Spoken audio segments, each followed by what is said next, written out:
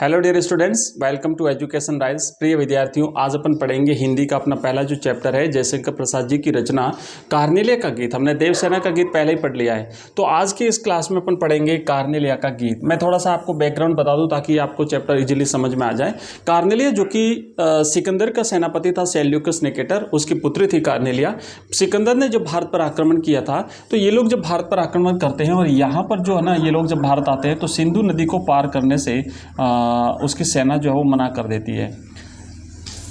ठीक है, तो सिंधु नदी को पार करने से जब उसकी सेना मना कर देती है, सिंधु नदी यहाँ पर है, तो ये लोग यहाँ पे डेरा डाल करके बैठ जाते हैं। सिकंदर तो वापस चला जाता है, लेकिन सेल्यूकस यहीं पे रहता है। तो यहाँ पर जो सिंधु नदी के किनारे इन्होंने अपने ग्रीक का जो शिविर था, इन्होंने शिविर लगा करके ये लोग यहाँ पे बैठे थे। तो वहाँ पर एक पेड़ के नीचे बैठी हुई कार्नेलिया जो है वो भारत की महिमा, भारत की प्राकृतिक सौंदर्य, भारत के लोगों के बारे में एक अच्छी सोच लिए हुए थी, और वो इस पूरे एक प्रकार से इस तरीके का ये गीत जो है वो गाती है। मतलब जयशंकर प्रसाद जी ने उसके माध्यम से ये सब भारत की महिमा का वर्णन करवाया है। तो ये अपन पढ़ेंगे, और यहाँ पर क्या कहती है वो सबसे पहले अपन यहाँ पे देख लेते हैं। देखो, कहा गया है कि अरुणिम, कार्नेलिया गा रही है, अरुण यह मधुमय देश हमारा, जहां पहुंच अनजान क्षितिज को मिलता एक सहारा। अरुण का मतलब क्या होता है? अरुण का मतलब होता है लालिमा लिए हुए, है ना, लालिमा लिए हुए। अरुण का मतलब होता है लालिमा लिए हुए। लालिमा लिए हुए मतलब लाल लाल होता है। सुबह का जो सूर्य होता है, सूर्योदय जब होता है सुबह, तो सूर्योदय जब होता है तो सूर्य थोड़ा लाल होता है और उससे पूरा का पूरा वातावरण जो है वो लाल लाल दिखाई देता है। तो उगते सूर्य को देख करके उस प्राकृतिक सौंदर्य का वर्णन करते हुए कहती है कि चारों तरफ जो लालिमा छाई हुई है, ये प्राकृतिक सुंदरता, ये ऐसा मधुर प्यारा सा भारत देश हमारा भारत देश है। आगे क्या कहती है कि जहां पहुंच अनजान क्षितिज को, जहां मतलब भारत के बारे में वर्णन करते हुए कहती है भारत के बारे में कि भारत में पहुंच करके अनजान, अनजान मतलब अजनबी, जो अजनबी लोग होते हैं, जो अपरिचित होते हैं, जो बाहर से आते हैं, क्षितिज को मिलता है एक सहारा। क्षितिज मतलब पृथ्वी और आकाश जहां मिलते हुए दिखाई देते हैं, ठीक है ना, पृथ्वी और आकाश जहां पर मिलते हुए दिखाई देते हैं वहां उसे क्षितिज कहते हैं। क्षितिज को मिलता एक सहारा, तो एक दूर का स्थान होता है जहां पे पृथ्वी और आकाश मिलते हुए दिखाई देते हैं। तो भारत एक ऐसा प्यारा सा देश है जहां पर बाहर देशों से, विभिन्न देशों से, बाहर के विभिन्न देशों से भिन्न भिन्न संस्कृति के लोग जो यहां पर आते हैं, भारत में आते हैं अपने ज्ञान की जिज्ञासाओं का समाधान करने के लिए या फिर शरण प्राप्त करने के लिए, आश्रय लेने के लिए, उन समस्त लोगों को यहाँ पे सहारा मिलता है। सहारा का मतलब होता है आश्रय मिलना या फिर शरण मिलना, ठीक है, आश्रय। तो यहाँ पर इनको शरण मिलती है, इनको आश्रय मिलता है, यहाँ पे इनको रहने के लिए स्थान मिलता है। तो क्या कहती है कि अरुण यह मधुमय देश हमारा, ये प्राकृतिक सौंदर्य का वर्णन कहती है कि चारों तरफ जो इतनी हरियाली छाई हुई है, ये प्राकृतिक वातावरण है, लालिमा लिए हुई, ये जो प्यारा सा देश भारत जो देश है, ये हमारा प्यारा भारत देश है। जहां पहुंच अनजान क्षितिज को मिलता एक सहारा, इस भारत देश में पहुंच करके अनजान जो लोग होते हैं उनको भी यहाँ पे आश्रय मिलता है, उनको भी यहाँ पे सहारा मिलता है।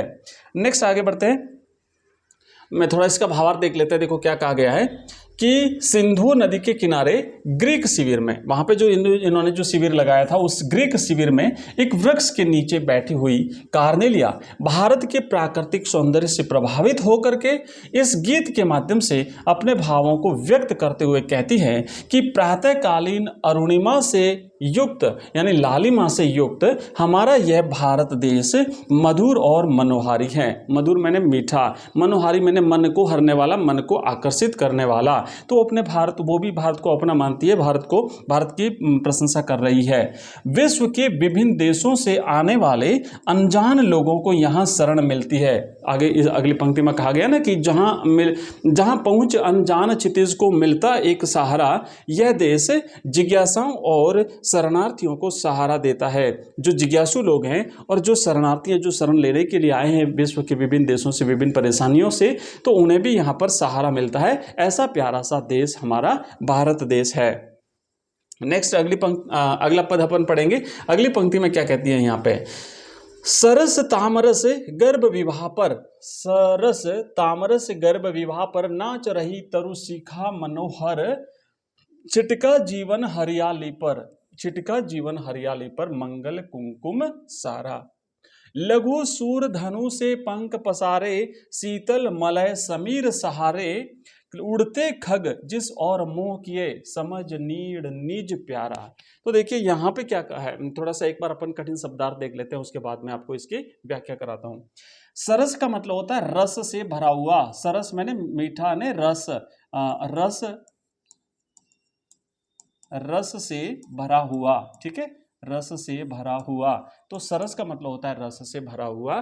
तामरस का मतलब होता है कमल, तामरस माने कमल। गर्भ का मतलब होता है कोष, गर्भ का मतलब होता है कोष।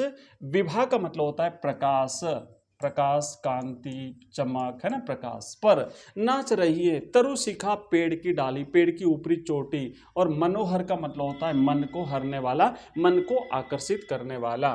छिटका जीवन हरियाली पर, मंगल कुमकुम सारा। कुमकुम मतलब जो मंगलकारी माना जाता है, जो कल्याणकारी माना जाता है, रेड कलर का जो कुमकुम होता है ना, उसकी बात हो रही है।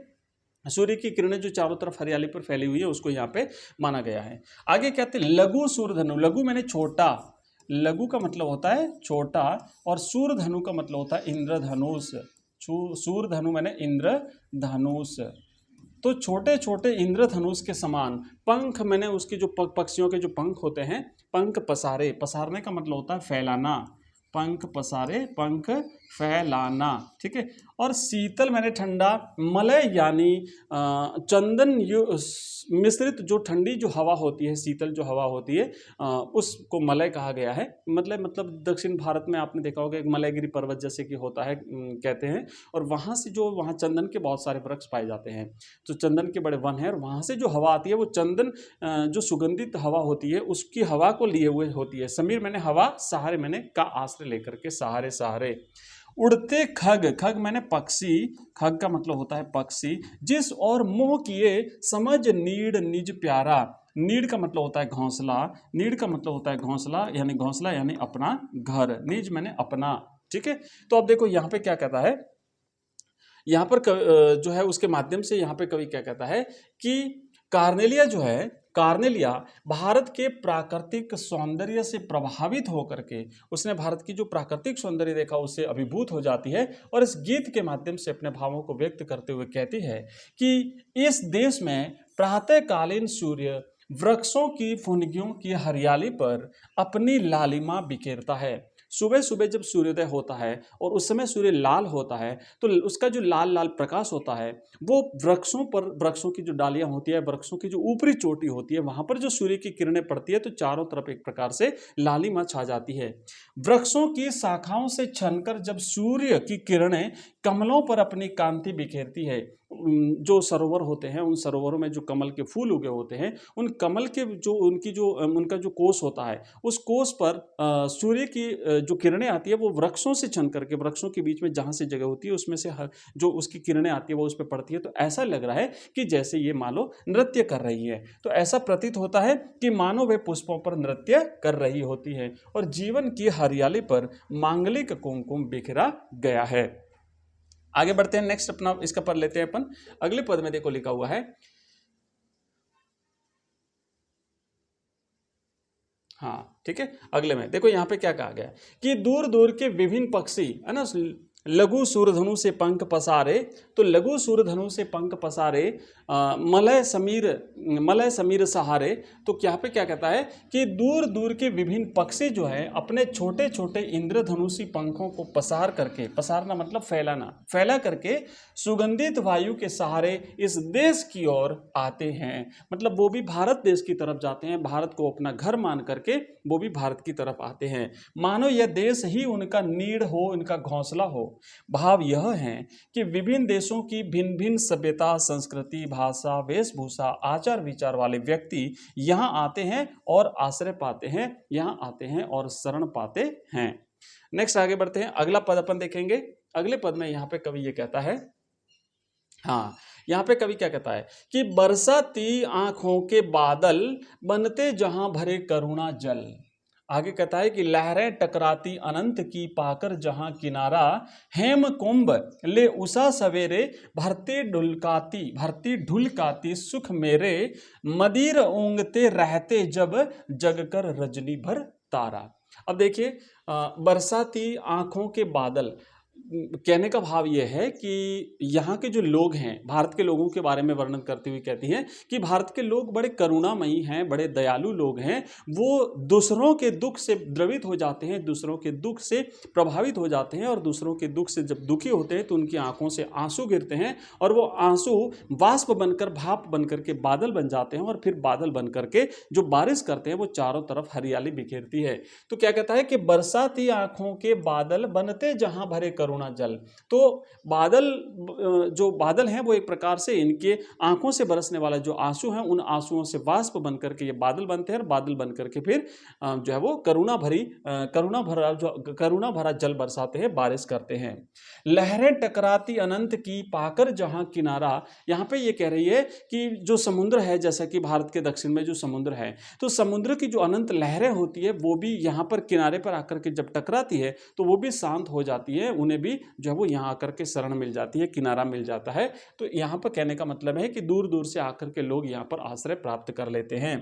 हेम कुंभ ले उषा सवेरे, भरते ढुलकाते सुख मेरे। हेम का मतलब होता है, हेम का मतलब होता है स्वर्ण यानी सोना, ठीक है, स्वर्ण यानी सोना। कुंभ का मतलब होता है घड़ा।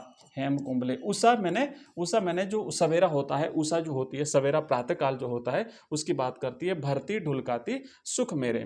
आगे कहा मदिर, मदिर का मतलब होता है मस्ती भरा हुआ, मस्ती भरा हुआ। ऊँगते मैंने ऊँगना, नींद लेना। रहते जब जग कर यानी जाग करके। रजनी मैंने रात्रि, रजनी का मतलब होता है रात्रि भर तारा। तो कवि यहाँ पर ये कहता है कि जब सूर्योदय होता है, जब सुबह होती है, जब उषा होती है, तो उस समय सूर्य उदय होता है, और जैसे ही सूर्य उदय होता है उस समय तारे छिप जाते हैं। तो इसको एक प्रकार से मानवीकरण अलंकार का प्रयोग करते हुए कवि ये कहता है, यहाँ पे मानवीकरण अलंकार का प्रयोग करके उषा को जो है एक प्रकार से एक सुंदरी माना है कि उषा रूपी सुंदरी, है ना, उषा रूपी सुंदरी क्या करती है, हेम कुंभ लेकर के, यानी सूर्य रूपी घड़ा लेकर के। हेम कुंभ यानी स्वर्ण कलश, सूर्य उदय होता है तो सूर्य को एक घड़ा माना है कि स्वर्ण रूपी घड़ा लेकर के वो क्या करती है कि आकाश रूपी कुएं में, आकाश में जैसे जैसे सूर्य ऊपर उठता है तो उस आकाश रूपी कुएं में वो क्या करती है, उस आकाश रूपी कुएं में जो है उस सुख भरे, उस वो घड़ा बार बार भरती है और उसको ढुलकाती है, मतलब मेरे सुख चारों तरफ बिखेरती है। जैसे जैसे सूर्य ऊपर उठता है तो उसकी जो किरणें चारों तरफ आसमान से होते हुए पृथ्वी पर इस पर फैलती है, तो एक प्रकार से वो सबको सुख प्रदान करती है। मदिर ऊँगते रहते जब जग कर रजनी भर तारा, और वो तारे जो कि रात भर जाग करके, रात भर जाग रहे थे, रात भर जाग करके अब जब सुबह होती है तो उस समय वो भी सोने चले जाते हैं, वो भी सोना शुरू कर देते हैं। तो जब सुबह होती है उस समय जब तारे सो जाते हैं उस समय उषा रूपी युवती, उषा रूपी सुंदरी सूर्य रूपी घड़े को लेकर के, स्वर्ण कलश को लेकर के आसमान में अपने सुख ढुलकाता है, मतलब चारों तरफ अपनी रोशनी बिखेरता है, चारों तरफ अपनी जो है वो किरणें बिखेरता है। ठीक है, आइए इसका एक बार भावार्थ पढ़ लेते हैं। यहाँ पे देखो क्या कहा है, यहाँ पे कहा गया है कि कार्नेलिया भारत के लोगों की विशेषता बताते हुए इस गीत के माध्यम से कहती है कि यहाँ के निवासी करुणा और सहानुभूति से ओतप्रोत हैं, सहानुभूति और करुणा से भरे हुए हैं। वे अपने दुख से ही दुखी नहीं होते, अपितु जीव मात्र के दुख से उनकी आंखों से आंखें आर्द्र हो जाती है, उनकी आंखों से आंसू टपकते हैं, और उनकी आंखों से निकले करुणा के आंसू ही मानो वाष्प बन करके, भाप बन करके, उनकी आंखों से जो आंसू निकलते हैं वो आंसू भाप बन करके जो है वो बादल बन जाते हैं और फिर बरस जाते हैं। यह वह देश है जहां सागर से आने वाली लहरें किनारा पाकर के शांत हो जाती है। मतलब दूर दूर से जो तकलीफ भरे हुए जो लोग आते हैं वो भी यहाँ आकर के उन्हें भी आश्रय मिल जाता है, वो भी शांत हो जाते हैं, उनकी जिज्ञासाओं का समाधान हो जाता है। अर्थात दूर देशों से आने वाले व्याकुल प्राणी यहाँ शांति का अनुभव करते हैं। यह देश दुखियों को शांति प्रदान करने वाला देश है। ऐसा है हमारा प्यारा सा भारत देश। तो प्रिय विद्यार्थियों, हमने ये जो कविता पढ़ी है ना, कार्नेलिया का गीत, आगे देखो क्या कहते हैं कि प्रसाद जी कार्नेलिया के माध्यम से प्रभातकालीन प्राकृतिक सुषमा का वर्णन करते हुए कहते हैं कि यहाँ प्रातःकालीन प्रकृति अवर्णनीय है। जहाँ रात भर चमकने वाले तारे मस्ती में ऊँघने लगते हैं, तब उषा रूपी सुंदरी अपने सूर्य रूपी सुनहरे घड़े को